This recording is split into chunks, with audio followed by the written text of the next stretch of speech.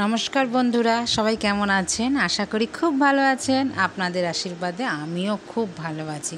কাকুলি ব্লকে আপনাদের স্বাগত জানিয়ে আমার মঙ্গলবারের সকালবেলাটা শুরু করে দিলাম। সকালবেলা ঘুম থেকে উঠে বাঙালি এক কাপ চা খেয়ে পুরো দমে কাজে লেগে পড়েছি।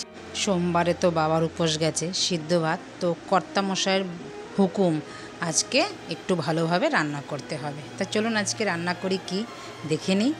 তো আমি আজকে রান্না করব কি পুরো ভিডিওটা কিন্তু দেখতে থাকুন। আমার ভাত হয়ে গেছে, ডালও আমি সেদ্ধ করে ডালটাকে আমি সাঁতলে নিলাম। ডালটাকে সাঁতলালাম চিংড়ি মাছ দিয়ে। তো বন্ধুরা, কে কে চিংড়ি মাছ দিয়ে ডাল খান আমাকে কমেন্ট করবেন তো। তারপরে আমি বলবো কিভাবে রান্না করলাম। এখন রান্না করব কাতলা মাছ। চিংড়ি মাছটা তো দিয়ে ডাল সাঁতলে নিয়েছি দেখেছেন। কাতলা মাছ কিভাবে রান্না করি সেটাও দেখতে থাকুন। ওইখানে কাতলা মাছ আরেকটা গ্যাসে আমি ভাজতে বসিয়ে দিয়েছি, আর এইখানে অল্প সামান্য তেল দিয়ে একটুখানি দারচিনি, দুটো এলাচ আর পরিমাণ মতো আমার যতটুকু মাছ আছে সেই পরিমাণ মতো একটু জিরে দিয়ে ভেজে নিলাম।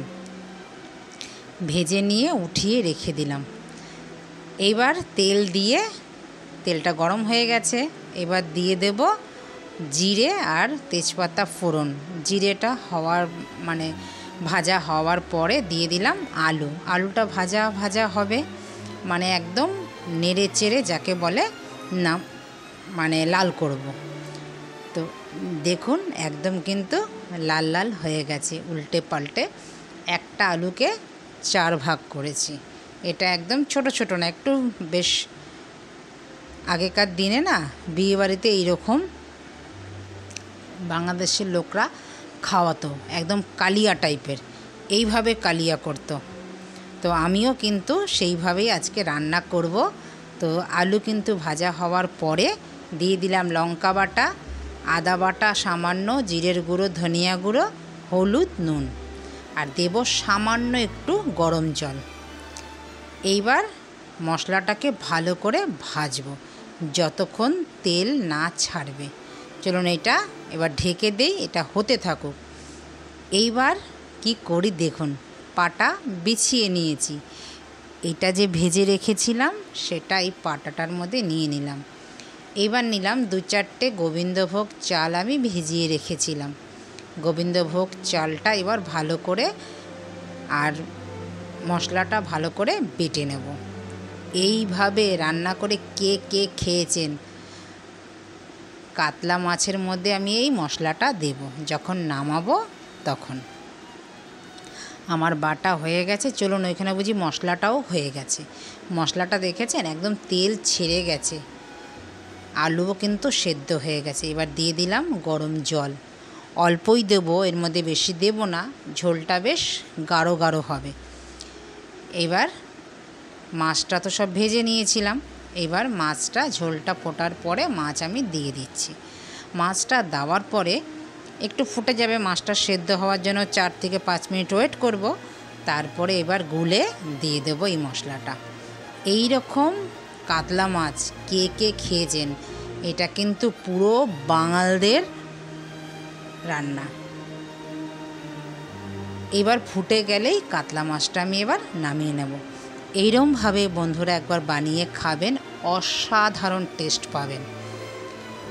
এত ভালো লাগে এই কাতলা মাছের ঝোলটা, কি বলবো। আমি কিন্তু আগেও এরকমভাবে আপনাদের দেখিয়েছি, আবারও আজকে কর্তামশায়ের হুকুমে করলাম।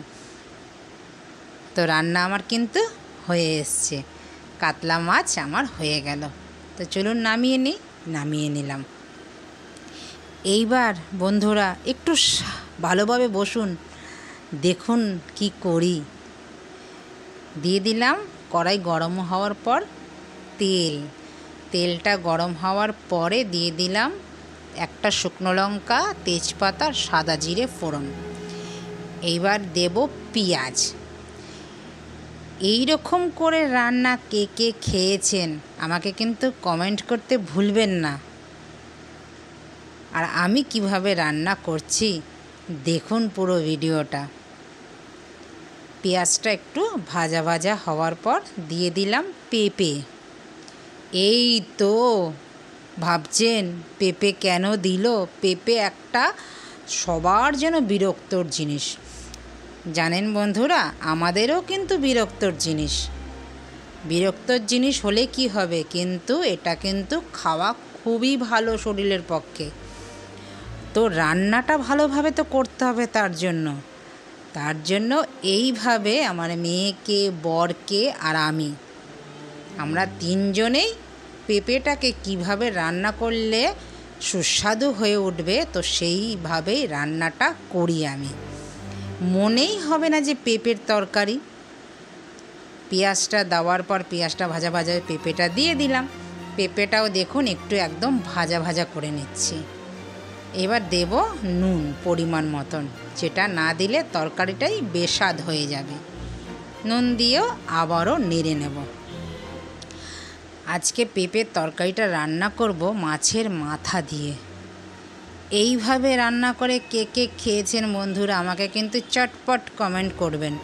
ওইখানে পেঁপেটা ভাজা হতে থাকুক। আর মশলা যে আমি পেস্ট করেছি, একটু জল ছিল, ওর মধ্যে রসুনটাও নিয়ে নিয়েছি। দিয়েছি একটু রসুন, একটু ধনিয়া, একটু জিরে গুঁড়ো, একটু লঙ্কার গুঁড়ো, একটু আদা। পেঁপের মধ্যে তো আদাটা একটু বেশিই যায়, তো আদাটা একটু আমি বেশিই দেব। খেতে কিন্তু অসাধারণ। হলুদ দিয়ে দিলাম, সব একসাথেই দিয়ে দিলাম। একটা মশলা তৈরি করে নিলাম, একসাথে দিয়ে দেবো। এবার চলুন, পেঁপেটা ওইখানে কিন্তু ভাজা ভাজা হয়ে গেছে। আমি চট করে মশলাগুলো সব ফ্রিজেও তুলে দিলাম। দেখুন একদম ভাজা ভাজা হয়ে গেছে পেঁপেগুলো। আমি কিন্তু মাংসতেও পেঁপে দেই। পেঁপে আমাদের ঘরে কেউ খেতে চায় না, তো এইভাবে রান্না করলে সব পেঁপে আমরা খেয়ে নিই। বন্ধুরা, আপনারাও কিন্তু এইভাবে রান্না করে খাবেন, খুবই ভালো লাগে খেতে। একবার খেয়ে দেখবেন, বারবার রান্না করে খাবেন। এবার দিয়ে দিলাম মশলাগুলো দেওয়ার পরে এবার ভালো করে কষাবো। যতক্ষণ মশলার থেকে তেল আলাদা না হয়ে যাবে, ততক্ষণ কিন্তু আমি ঢেকে ঢেকে এটাকে রান্না করব। পেঁপে কিন্তু সেদ্ধ হয়ে যাবে, আলাদা করে পেঁপেকে আর সেদ্ধ করতে লাগবে না। দেখুন হয়ে গেছে না? কি ভালো লাগছে দেখতে। এখন আর একটা সুন্দর গন্ধ উঠেছে, খুব ভালো লাগছে। দেখুন একদম পেঁপে মশলা একদম কিন্তু মাখো মাখো হয়ে গেছে। আর পেঁপের তরকারিতে তেল কিন্তু খুবই কম লাগে। এইবার দিয়ে দিলাম মাথাটা যে ভেজে রেখেছিলাম, এই মাথাটা ভাজাটা দিয়ে দিলাম।